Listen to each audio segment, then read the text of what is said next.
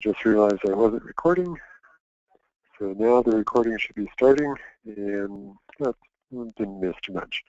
Just quickly, the status and feedback document looks like this, and there's links to YouTube, some videos there that are helpful if you're trying to understand TallyJ. So at this point, I'm going to become a head teller and log into the system. Normally, if you just join as a teller to be part of an election, you would click join an election, and we'll come back and do that in a few minutes. So right now I'm going to log in, and it turns out I'm already logged in, so I'll just go straight to the dashboard.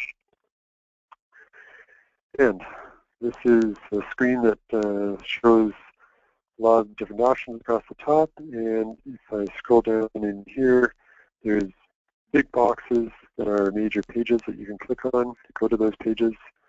And some of these smaller boxes that you can just barely see are actually usable, but they're not the main focus right now. So that's a concept that we have here, is that right now the election is in a stage where called before tallying. So this is where people are coming in the door, and eventually we'll be having a roll call, and that's before we collect all the ballots. So while we're in this stage, these big boxes are the ones that are important and useful at this time. I'll just take a quick detour into the configure the election, and this would normally not be done on the day. There's some instructions up here. At the top of every page, there's instructions that you can hide once you've read them, or you can bring them back and look at them again whenever you want to. On this page, we've configured it for a unit convention with 6 spaces on the ballot, and we're going to have 3, going to report on the next highest 3 electees. And I've also set up some locations over here. You can add more locations or delete a location, whatever is wanted. If I go back to the home dashboard, before we collect the ballots, there's 3 things that we're going to be doing. One is the front desk, and that's where we collect all the ballots as people come in and register the people who are voting in person. Once that's all done, we'll do the roll call where people will come up to the front and deposit their ballot. In between there, and this is a new step for those of you who've seen TallyJ before, this is new this year, that there's a screen for sorting the ballots. If you've been a teller in the last few elections, you know that we often try to sort them in the order that they're going to be used up at the front, and so this screen will help. So this is the front desk is the main screen that you're going to be seeing during the election until we get into the teller's room after, and then we'll switch to a different screen. On the screen is where we check people in, and the first thing that you should notice is that there's some red across the top. If you ever see red on the screen, that means that you need to do something to fix it. So to fix it, we have to identify who's at this computer. So, okay, well, I guess no one's looking at this computer. And typically we have 2 people at each computer, so the other person beside me isn't in here yet. So I'll just type in a name here. So Wendy is going to help me. So she's sitting beside me as we're typing in names and accepting people at the door. This is important so that later, if we have any concerns that we need to look back and remember who checked in somebody, we can check on the side over here. And let's see, let me just go down, and I'm going to check in Francisco Chang. I'm just going to click on in person. There it is. Glenn and Wendy did it at 8:10 p.m. And we are actually in the west-north location, which is all good. So this, again, is the main screen that you'll be spending a lot of time in at the beginning. The names on here, by the way, are totally fictitious and made up. So if it reminds you of anyone, it's just a coincidence. So when people come to the desk and you've identified who they are, either by confirming that the tellers both know this person very well, or they've shown their Bahá'í ID number or card, and you can read the card to see their name, You can scroll up and down to find the person's name, and they're listed in alphabet order by their last name. There's also some fast ways of doing it in the keyboard. And the main one is simply just start typing their last name. Don't have to click anywhere, just start typing. So I'm going to, let me look down here, there's some L's. Okay. So the person gives me their name and it starts with L, so I just start typing L, I, and now right away you see that Lincoln Elizabeth is highlighted. At this point I have two choices, or a few things I can do. One is I can use the arrow keys to move the person that I really wanted to see. Okay. Okay. Just want to make sure I don't lose my phone here.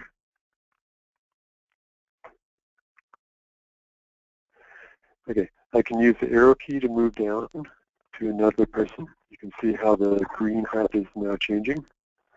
And anytime I want, I can click with the mouse any of these people. So I'll say that this is the person who came in. But I was just talking about Lincoln, Elizabeth Lincoln. So let me type Lincoln again, L-I-N, and there's Lincoln. Now I can actually, with my hand on the keyboard, I can just press Enter. And now I can type the first letter of one of the buttons. So they're in person, so I'll type I. And now I just press Enter, and I'm back to main list again. And we can go down to someone else that just came in. Got something beeping here. I don't want it to be a problem. Okay, not sure what the problem is. So just to remind, recall again, when people are coming in the door, just start typing their last name, IB. Move the arrows up and down with your keyboard. For the person you want, press Enter, and then type I for in person if they're at the door, and then press Enter or Escape or you're done, and you're out of it. If you can't figure out their last name and you need to do their first name, then you can use the browser's find function. So that's just Control F, and then just start typing your whatever part of the name that you want, and the browser will highlight something for you. And once you find the right person or something close to it, then you can again click on it. So that's all good. As people come in the door, they'll often be dropping off ballots for someone else. As you can see, we have an option to receive those. So if Mary Brown's ballot is being dropped off, you simply click Drop It Off, and they will hand you the ballot, and you take it and put it in the little box beside you on the desk. But as you do that, you also take a little sticky note and stick the sticky note onto the envelope and write this number onto it. The number 13 came up beside Mary Brown. So we want to write number 13 onto her envelope. We're not on the envelope, but on the sticky note, so that we can track it until the election is finished or until we finish collecting all the ballots. If you're processing mailed-in ballots, this process is exactly the same. You just click Mailed In, it shows up, and you need to put that number onto the ballot. So that's those two. As you're doing this, if I plan to click on Ann Devon and instead I hit the wrong person, just simply click it again, and it'll undo that person, and then click the right person. So at any time, click one of these, and it will uncheck their name. Off to the side, there's again recording of what's been going on, and also up here, I was sure ahead of time to set the correct location to know which location I'm in. Because if they're in person, we want to know that they're in person here in the west north area, not some other area. So I think that's all I want to talk about in the front desk. Are there any questions? Maybe if someone wants to indicate they want to talk, I'll turn your mic on and we can have a little bit more discussion. If not, I'll move on to another part. Okay, Ramin, go ahead. Hey, Glenn, just the one thing is, I believe all the locations will accept dropped off from, if from another location. So there is a Correct. potential that somebody from South will bring in a ballot for Central. So important to change that location. So we have to, I guess. No, actually, no. The location that we're talking about there is the physical location where the tellers are. Okay. So if it doesn't matter where the envelope has come from. Okay. If you notice up here, most of these in the demo tutorial election here don't have a location. But if you notice here, this person here, Pedro Alfonso, it says downtown. When you're looking at our list, it'll have the sector, one of the 6 sectors of Calgary listed down the side here. Okay. But you, as a teller, are in this location. So the complete list of the eligible Baha'is in Calgary will be loaded, not just Baha'is in the subunit, correct? Correct. Okay. Everyone throughout the city is everyone throughout the city is voting for everyone throughout the city. The fact that we're in a subunit doesn't change anything about who you can vote for or anything like that. Are there any other questions?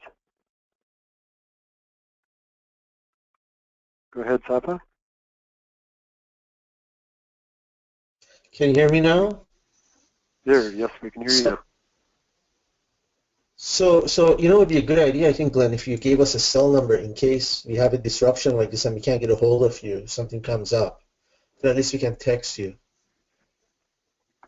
Okay. Well, I'm also in the chat window on the screen. You can send me a question or chat with me there. Okay. I don't know if my cell would work right now because I'm partially using it for this call here too. So. Okay. No, I didn't mean about now, when we were actually doing the tallying for the election. Oh, yes. At that time, contact you. Yeah, so in each of the 3 locations, we have a head teller, and those head tellers will be in touch with each other either by phone or by texting throughout the whole time. So definitely work with your head teller if you have any questions, and we'll coordinate everything together. Okay. And probably using cell phone and texting and whatever else we can.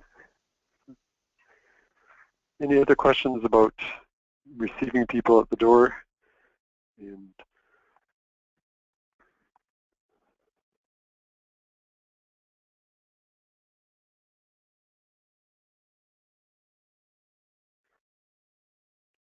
Ramin, go ahead.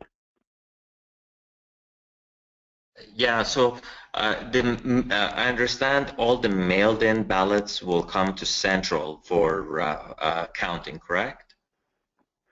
I think that's what we're planning, yes.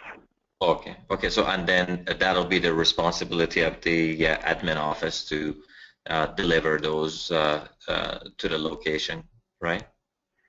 Yes, technically it will actually be, yeah, we'll make sure it gets there. Okay. All right, okay. Yeah. And as far as accounting for those mailed-in ballots, do we do that while the tellers are at the front and just have one of the computers just quickly run through those? Would that be the plan? That is definitely what we have done in the past, and Yeah. if we have any time before lots of people are arriving, then we could be doing it then as well, assuming we have the ballots ahead of time. And because it's on a Sunday, we should have the ballots available ahead of time. Yeah, that's right. Okay, great. Thank you. So, Glenn, in the event that somebody's name is not on the list, what happens? Or we notice an error in the sector they're in or something like that? Okay, good question. Let me go up here, and let's say that Area Danton has gotten married recently. So her last name is not Danton anymore. So I'm going to go up and say edit people's names. Now this screen is available to everyone, but we just want to encourage everyone to use caution as we use it. And if you are going to be making changes, coordinate it with your head teller in your location to make sure that they're in agreement that the change should be made. So in this case, what I was just saying, if her name's not Danton anymore, she wants to be known by her new name, I would suggest that we pull her old name down, or just type it down in one of these spots down here as other names, because other people may still refer to her as Danton. So I know Miller, there we go. And I save the change. And then when I go back to the front desk, we'll find if I type Danton, there's no Danton. If I type Miller, there's Miller. And it has Danton in square brackets beside it. Excellent. So if there's someone who isn't on the list that should be, same process, come over here and again work with your head teller to coordinate this, because we may need to double check the community directory to see if there's some that they're under a different name or something. You basically say add new person, and if it was Glenn Little that we've never heard of before, but they're here, they're ready to vote, that's all good. And we have their Bahá'í ID number, might as well put that in, and we say save changes. And up at the top you can see it says saved, so we're good to go. Now if there was, let me just do a quick search for someone else. If Elizabeth Lincoln is in our list, but people are aware that she moved out of town 2 weeks ago or last week and shouldn't be here anymore, then we can come in here and change this. Well, sometime you can go through and look through all these names or all these descriptions a little bit more, but here's one that fits pretty good. Moved elsewhere recently. Click on that, save the change, and let's see.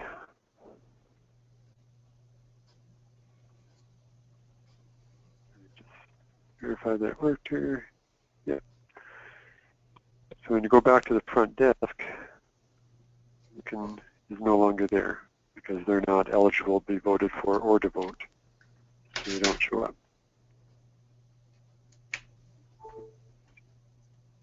So that was an example of both adding a new name and changing the eligibility of someone. And that's most typically what's going to happen is when people move out or something like that, they may still be on the list, but the admin office confirms that sure enough they have moved, then we should take them off the list here. Okay. So one other thing I want to point out is that I have another computer signed in right now as well. And I'm going to flip over, you won't be able to see it, but I'm going to flip over to that screen and I'm going to join the election, which I'll talk about in a second. I'm going to open up the front desk on my other screen, and over there my name is John. And you'll see up at the top of the screen that we're looking at, Pedro Alfonso Jr. said Glenn Phone. Now the reason that is there is because that was the name of the teller, obviously me, but that was the name of the teller who clicked on in person and then realized that, you know what, they're actually not here, they're not in the election at all, clicked it again, and so now they're not selected over here, nothing's purple, but there is an indication that, yeah, I did click on that and I remember that. And that's just to, again, keep track of, help us remember what happens. So the reason I pointed that out, though, is if you watch up at the top, I'm going to go over to my other screen and click on dropped off. So I'm going to click there, and on this screen, dropped off appeared with the number that is, and that same number is being shown on both screens. And you'll also see over here that that other teller that I was just doing is in the central area. So we can know from this that Pedro Alfonso's ballot was actually dropped off in the central balloting location or subunit location. So I think that's it for now. Let me go on to the next part here. And, well, first of all, let me go to roll call. And those of you in Calgary community have seen this before, although this one's a little bit different. There are some display options. The ones that are starred are recommended, and by default, all the recommended ones are starred. So we can look through that a little bit later, but for our purposes, we're going to want to keep all the ones that are stars. And when you're ready to do it, you press F11 to switch your, so this would be done on the computer up at the front of the hall, at the front of the project, hooked up to the projector. As soon as you're ready to start, you press F11, which I'm not going to do right now because that will wreck the display here. And then once you're in full screen mode, you just hide these instructions and get ready to go. So then as their names are called off, someone at the computer hits the space bar or taps on the screen if it's a tablet, or presses the down arrow or clicks on the mouse, does something, and the whole list will advance a little bit. It's a little bit different than previous years. You'll see over on the far left side, it indicates whether the person is actually here in person or not. And as we go through the list, we'll see numbers saying that they're dropped off. So if it's a number, we'll have a teller with all the dropped off ballots and mailed in ballots sitting up at the front of the hall in each of the 3 locations with the ballots from their location, and you'll see that number show up indicating that you need to pull ballot 15 and put it into the ballot box here. So let me just make a note.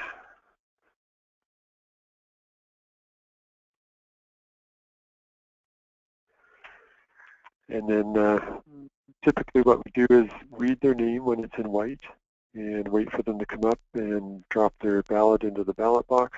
And then as they're doing that, we can advance the list and read the next name.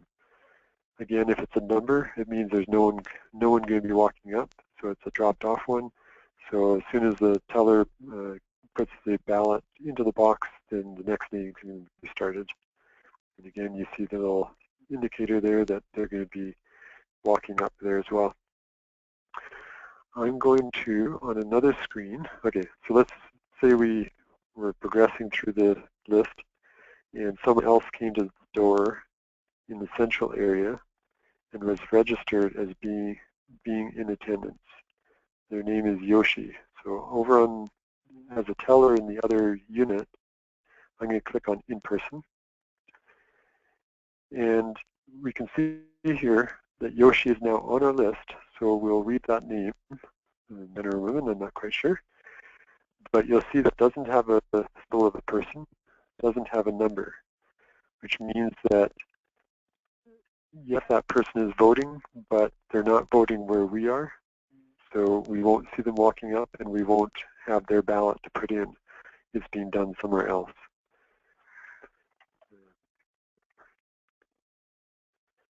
So that's a little bit different than what we've had before, but okay, I see your mean. Go ahead. So then Yoshi's name would not be called essentially, or they would show up on, let's say if I'm in Central, that Yoshi voted in the South, that name would show up for them, and the individual would be on their roll call to walk up and cast their ballot? So that is one of the options that we have up here. Mm-hmm. But what I'm recommending is that the way this system works right now is we'll be able to read their name out, but we won't have to pause or go slow or anything or wait for anything. In their location where they physically are, their name would not be grayed out and there would be a little person symbol beside them. So the people in that location know that the person is physically present.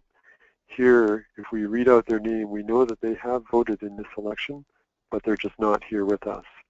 Okay. So the only reason they would show up is because they're in, they live in Central. That's why they would show up in there.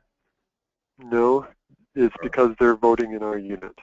In our unit. So where else would they be voting if, I guess what I don't understand is that, if they're not physically Present. Yeah. present and they don't have their, their ballot is not dropped off or mailed in, where else would they be voting physically? So this person is actually voting. I think right now, let's assume that we're in the central. Actually, no, I think on this screen right now I'm in the West District. Mm-hmm. Let me just double check. Yeah, I'm in the West-North area. Mm-hmm. So all the ones with person symbols and numbers are in the North and West area. Mm-hmm. That's where they're physically attending the meeting. Mm-hmm. Ones that like this, the one that we chatted, doesn't have a symbol, they're physically at a different location. But they're still part of our unit, and they're still voting in our unit. You mean the subunit or? No, the entire city. Okay. Somewhere in the city, they are voting, and so part of the benefit of doing the roll call is basically honoring those who are voting. Okay. And that's a way of doing it. Is their name will be up there, and we can read it, but you can do it fairly quickly. So would that person's name show up on all three roll calls? Yes. So their name would get mentioned in all three locations? Yes. Okay. So basically, everyone who casts a ballot is named in every location, or mentioned in every location. Oh, okay, every single person. Okay. Yeah. Whether they mailed it in or dropped it off, or they're in person at one of the locations. Okay. That's not slow things down? Sorry, say again? That won't slow things down too much? So we'd be reading, I guess, a lot of names, well, everybody's names in every location. So, but it's okay. All right. No, I understand. If we decide not to do that, what we can do here is we can highlight only those voting in person. So you see the grayed out at the back there. And people who aren't being highlighted can also be simply not shown at all. And then you have a very short list of only the people present there, not knowing who else mailed in or dropped off or is voting in a different unit or a different subunit.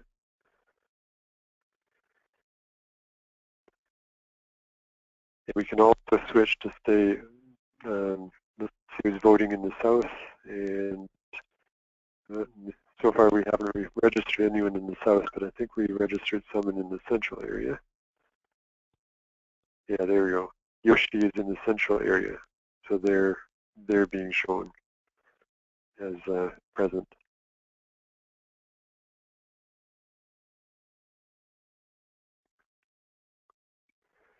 So also, we don't have, okay, here we are.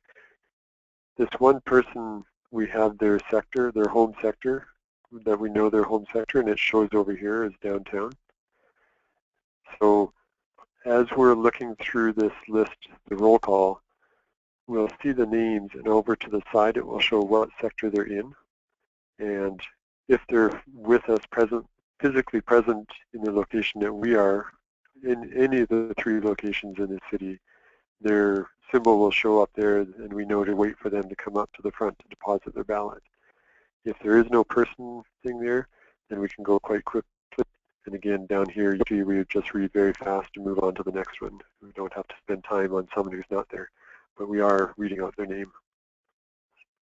Does that sound reasonable? Yeah, I think what I just would recommend is maybe the assembly or someone guidance as far as do we read everybody's name at every all three subunits, or do we read who's present but show the names of the or who's present and the actual physical ballots you have, right? The present, Right. the dropped off, and the mailed in, and the other names just show up or what have you. So then, whatever is the preferred method, then everybody follows that same, rather than for it to be left to the head teller for a particular area to choose what to do. Okay. Yeah, we can do that for sure. At this point, again, I think part of the value of reading out the names is that we are still one unit, and everyone here is voting together. We're not three separate areas that are voting. They're just three venues for the same election. And, I think we need to make sure people realize that and emphasize that as much as we can.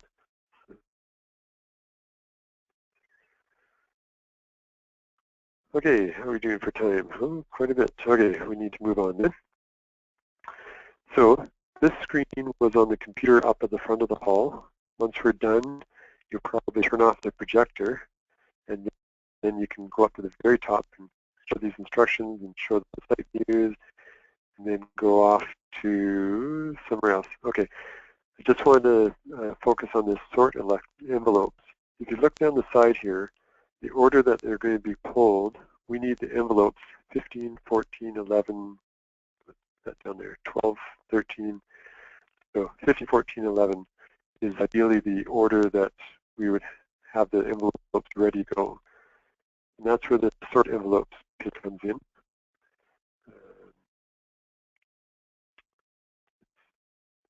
Okay, so here, and there's a slight bug in there that I noticed that I'll be fixing in the next few days. Here the envelopes are displayed in the order that we're going to want them. So what we typically do is before the roll call starts, 2 or 3 tellers sort all the ballots that have been received into this particular order, and then we're good to go. It's a lot faster up at the front. We don't have to be fumbling looking for envelopes. And this screen actually automatically updates. I'm going to go over, I'm showing all locations. So I'm going to flip to my other screen, which is in a different location, and I'm going to register another ballot. And as I click it, it shows up. So number 10 just came in. And if I go to another one, this one, yeah, 16. So, and it so happens that those names are in that order. Let me put someone whose first name is up there. There we go, Alfonso. So this screen can actually be left open, and maybe one teller could be sitting watching this screen and receiving all the dropped off and mailed in bullet ballots as they're being processed. They can try to keep them sorted, and then it doesn't take extra time at the end of the process. That's something that we'll have to experiment with. I think it would work, but either way, it's good if we can sort them in this order before we go to the roll call. And that's what the sort envelope screen is all about. Okay, again, if you have questions, click on this little raise your hand symbol, and I'll stop and we can talk about it. So we've now progressed to the point where all the ballots have been collected. The head teller will then carry those ballots or go to the room where the tellers are going to be working and flip over to tallying ballots. And count ballots is the next screen that we want to do. And again, you'll select, make sure you're still pretty much the whole time. You won't have to change this. Once you set it, it'll stay that way on all the screens that matter. So here we're in the west-north, so we want to keep looking at the west-north so we don't worry about envelopes somewhere else. So we should have, over here you see there should be 13 envelopes. So when we open up the box and just set out the envelopes, we count them all up, and we should match this number. If we don't match that number, then we have to start figuring it out. And if things are not, if things are a little messy, this could be the period period of time that takes almost the longest of the whole process, is trying to make sure that we have the right number of envelopes for what we recorded. If you look here, you can see exact time of when that person arrived at the hall and when their ballot was dropped off. There's all times here. You can sort them by name if you're trying to find a particular person, or if you're trying to remember what happened at 8:10. You probably can't see it very well, but right here there's a little person's head, and if you put your mouse over top of it, it shows you who the tellers were that received this person or recorded them on the front desk. So then, if no one remembers seeing Elizabeth Lincoln, well, then you can go like this and say, oh, Glenn and Wendy, do you remember at about 8:13 tonight, quarter after 8, do you remember Elizabeth Lincoln coming in? And looks like right after that, you also took in TallyJ, and so again, this is just there to help tellers remember what was going on. And if some changes are needed, say they finally realize, well, you know what, Elizabeth actually wasn't here in person. She was her ballot was being dropped off. Then you can go back over to the front desk, find Lincoln. Okay. Remember we changed Elizabeth to be not allowed to be a voter, and that so her name did not show up in the roll call, and she should not have posited her ballot. So we probably would have been one ballot short because someone marked them off as being there in person, whereas they actually weren't, and they weren't allowed to vote. So in that case, you have to figure out what to do about it. Probably the way we'd have to do it is, in order to take her away from the system, we'd probably have to turn her back on, unregister her, and then turn her back off again, something like that. So, like I said, this is a period of the election that usually takes the longest and the most discussion trying to figure out what's going on, if there's any discrepancies whatsoever. By the time we get to this point, we'll have the 9 ballots being dropped off at the front of the hall, plus actually all of them will be dropped off at the front of the hall, because these 4 would have been put in by the teller when the number was called out, or when that person's name showed up on the screen. Those ballots would have been dropped into the box. So, okay, again, the screen is very useful, and hopefully we won't take too much time on it. But basically, all 3 locations need to pretty much coordinate and make sure that we're good in our location before we move on to the next one. So let me move on real quickly here. Again, I want a little bit more time for general comments. So, location. We are now entering ballots into the TallyJ at this location. And we have 13 ballots that we've collected. The system's already put that in. If there was a discrepancy, you can put in the correct number. And this is just for reporting and makes it easier for us to know how far along we are in the process. If we know that we're planning to type in 13 ballots, we haven't done any yet. So let me start a new ballot. And you just start typing any part of the person's name, the first or last name. So I think I put my name in there. So if I start type L-I, you can see right away that Glenn Little is highlighted. The only other option was Elizabeth, but she's in our system, but she's marked as being ineligible. So any votes that are for her will be spoiled, which is fine. So you can use your mouse to click on this, or while you've been typing, the list down below will have a green bar highlighting one person. You can move that bar up and down. Let me go back to more people. I'm using the arrow keys to move up and down. And when I find the name I want, I just press enter, and it's over there. I start typing the next name. So if I type Vladimir, then I press enter, and it's entered it in as the second ballot. Now, if I realize that I typed those in the wrong order, there's a little arrow key over here, and I can drag it up and it will put them into the right order. So let me just keep going. Let's see. Yeah, there's you. Now, notice that Janine is there, but she shows up orange. That means that she's already on this ballot. It's just an indicator to the teller to, it's probably not the person you're looking for.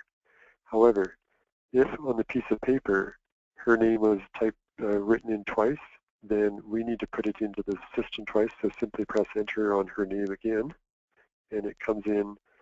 Right away the system realizes that that's a duplicate name, and if you see up here, that entire ballot has been marked. Well, right now it's too few.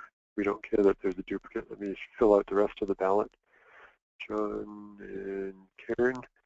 There we go.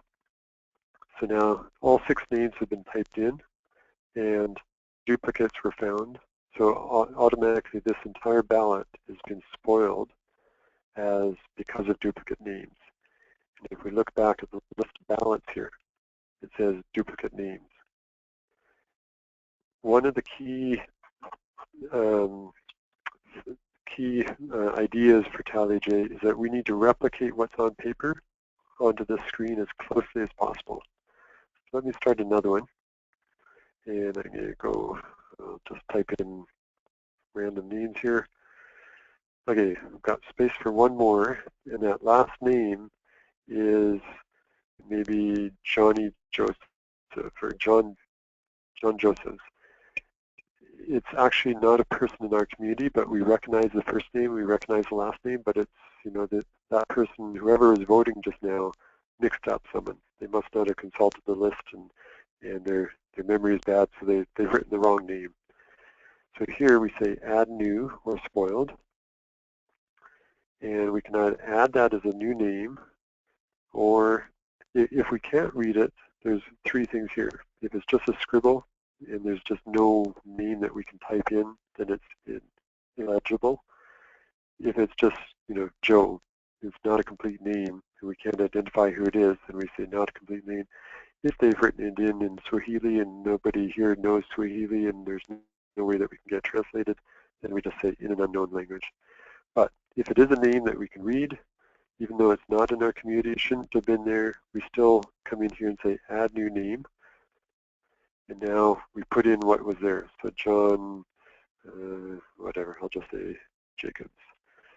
So that's the name that's on the paper. And unidentifiable, it's either a mix of multiple people or multiple people have the same name. Could refer to more than one person. If they just said J. Smith, well, we've got a whole bunch of J. Smiths, so there's no way that we can know. Or if it's an unknown person, let's put unknown person and save that. So the ballot now records John Jacobs just like it does on the piece of paper, but we know that that one line is spoiled. The entire ballot is okay, but that one name will be marked and reported as a spoiled vote. As I've been doing this, you'll see that there's A1 and A2 have shown up. The A is because of up here, my computer is computer A in this election, and each computer will have a different letter. So the ballots that show up over here will have a different letter for each computer. That letter there, A2, needs to be written on the actual physical ballot on a piece of paper. Typically we do it up in the top right-hand corner, and we should have some red pens available for all the tellers to write it in red on the actual ballot itself. We want it to be a permanent mark and permanently associate that piece of paper with this, what we're seeing on the screen here. If we come to the end of the process and we feel that there's a need to recheck or double count or recount, that process of recounting is looking at the physical piece of paper, finding that it says A2, coming to the computer, finding A2, and double checking that these names that we see here are exactly the same as what's on the piece of paper. So that's pretty much it for entering ballots. Again, these little underlined letters, if you're familiar with that, it means that on your computer you can hold the Alt key and press that letter. So I'll press Alt N. It started a new ballot. So again, I can start typing in people's names. One thing that you'll notice is when I type one letter, quite a few names show up instantly, and I can pick from those names. If I type a letter that hasn't been searched before, like say a Z, I don't know if you see it on the display, but right on the side here, there's a little green bar that comes down. Once that finishes, it comes back with some extra suggestions, and it tries to guess what spelling mistakes people might have made. So Z, zoo, zoo, sue, zoo, something like that. Not quite sure how O'Rourke goes with a Z. But if I do, say, Mary, it comes back with Maria, Mary Brown. So it comes back with ones that sound about the same as what you've typed. So even if you type, or if the person has typed or written in a name that's spelled wrong, this will help you try to find the right person. And so once you find the one that you want, just press enter and it's into the system. So let me just put a few more, no JIs. The other thing you can do is I can say J space S, and it will get just all the ones that have a J and an S starting their letter, starting the word. And so I'll enter all those guys. And let's find one more person. No W's. There we go. So we've got 3 ballots entered now, and we can just keep on going through all the ballots. And as notice that I've never had to click a save button. Everything that you're doing is being saved all the time, so there's no problem with that. If you typed in a wrong name, say it wasn't Johnny Smith, it was someone else, you can come over here, click the little trash can. It's gone. Now you can come back over here and say add another name to this ballot and type in the correct name. And if they were in the wrong order, you might want to pull it back up to that order. You want to keep this ballot looking the same as what's on the paper. So trying to keep the same names in the same order is quite important. Okay, we're almost out of time. I want to end at 9 o'clock. So let me go over to the Analyze Ballots page. And I say, and this is the head teller will work with this mostly. And I'll say Start Analysis. And it went through and it analyzed everything. Usually it takes a few more seconds than that, but it is quicker than it has been in previous years. And right away there's red. So again, you know that there's something wrong, something has to be fixed. Right away we see that the number of voters that we registered, we recorded 18 people, and we only entered 3 ballots across the entire city. And so that number doesn't match, so we've got problems. So we can't really do anything more until all the ballots are in. For this sake, if we actually knew that 15 of those were actually spoiled ballots, and we weren't planning to enter them for some reason, I can actually override the system and set it to 15. And now you can see that our counts do work, but there's still not enough to actually pull up results. Normally there'd be a list of results showing up here that we would be able to look at. But that's something the head teller can worry about. As tellers in the election, that's about all we need to know. One other thing I will show, though, is back at the welcome page, when you first come, you can click on Join an Election, and you'll see a list of elections, of all the elections in the world that are happening right now as we speak on this system. And you'll highlight the one that we're on, which is, it'll say Calgary something or other, Calgary Unit Convention probably. And then type in the unit access code that the head teller will have. And this one is show me exclamation mark. And when you click join, it says success, and it takes you right in. So you don't need to have an ID to join the election. You just have to have the passcode and pick the right one. So I did go a little bit longer than I was hoping, but we covered most of it. Is there anyone that would like to offer some comments or Anything else? Go ahead and put your hands up, even if we're already talking, and then I can get to you as well. So Ramin and then Saba. Yeah, Glenn, why is it important to enter the names for the ballots in the order that they were written on the ballots? Because there is no, preference. Yeah, the system doesn't really care. Mm-hmm. The only time that it becomes very useful and very important is if we have to do a recount. Mm-hmm. And actually, I'll just show that screen here. We're reviewing, we go into detailed reports, and we go all ballots for review. And what this does is shows up all the ballots that were entered with all the names on those ballots. Mm-hmm. And so it can be very quick. One person can look at the screen and one person can look at the piece of paper and read the names out together. And Mm-hmm. you'll read them in the order that they're here. So Mary Brown, John Smith, Carla, John, Pedro, area. And if they're not in the same order on the piece of paper, it'd be very hard to know for sure if you've got the right ones. And it would Mm-hmm. take a lot longer to go through them. So that's the only intrinsic reason to do it that way. Okay. Sapa? Oh, hang on. There you go.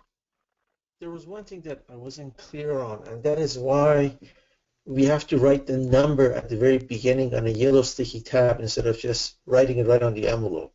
Once we remove the ballots from the envelope, I mean, it doesn't really matter anyways, right? That's exactly right. In terms of accountability, you're leaving open the possibility of making it not anonymous. Because if you have an envelope with a number on it, and you open up the envelope and you're holding the envelope in one hand and the ballot in the other hand, you can see that ballot 14 wrote these 5 or 6 names.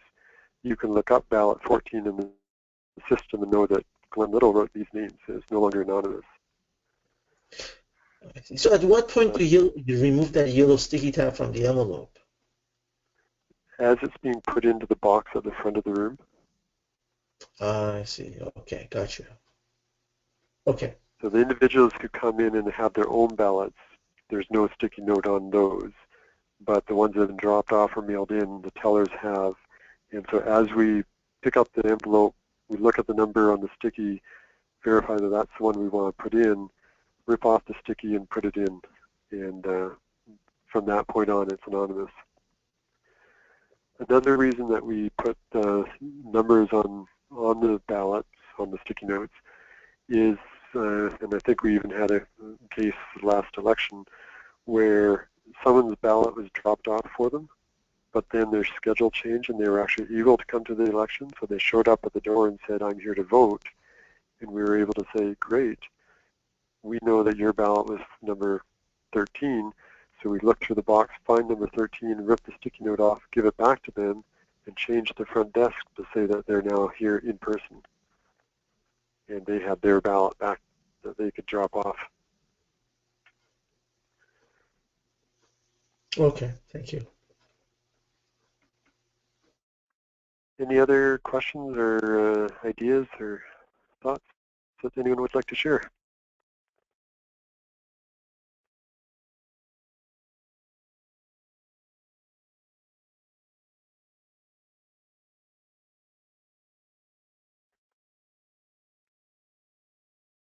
Okay, well, if no one else wants to raise their hand and say something, then I think we'll end it for now. I'm planning to basically do the same thing again, and next time I'll probably invite people from outside of Calgary as well to join us, because there's people in South Africa and a few other places that are planning to use TallyJ for their unit conventions coming up soon. There was some question about whether it would be this coming Monday or the Monday after. You probably don't care because you've already been here, and you're welcome to come back again if you want, but you don't need to. But we'll send out notice by email about when it's going to be held, and I might do both Mondays just so that we have time to get familiar with it. The other thing I should note is that if you go back log out here. If you go back to the login, you can actually go up to this website anytime from any computer, although make sure that you use a modern browser. Some of the older browsers don't work very well. If you click login, you can actually go to the register, and you can put in your own account, say Glenn Test 1. Put in your email address, create a password, and register yourself, and then you can actually go in and create brand new elections, type in people's names, play with it a bit more. Feel free to do that as much as you want. You can try uploading names if you want and see how it would work for yourself or for other communities if you want to share it with anyone else. So yeah, that's good. So I'll just go back. So that is it. I don't see any. Oh, there is another hand. Go ahead, Saba. When do we get the actual codes here for the election? Does the chief tellers have it for each group? So the actual what? When we actually are going to log in to do the election, Yes. we have to have a code, right? Yes. And the head tellers will have that for you.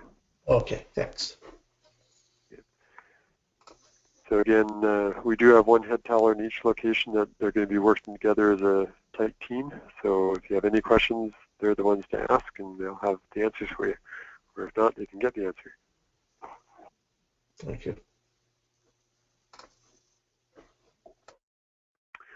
Okay, I will close things down now. So thank you, everyone. Thank you, Glenn. I'll unmute everyone if you want to say goodbye, but there we go. Thank you, Glenn. Thank you. It was an awesome tutorial. That was great. Thank you. Thank you.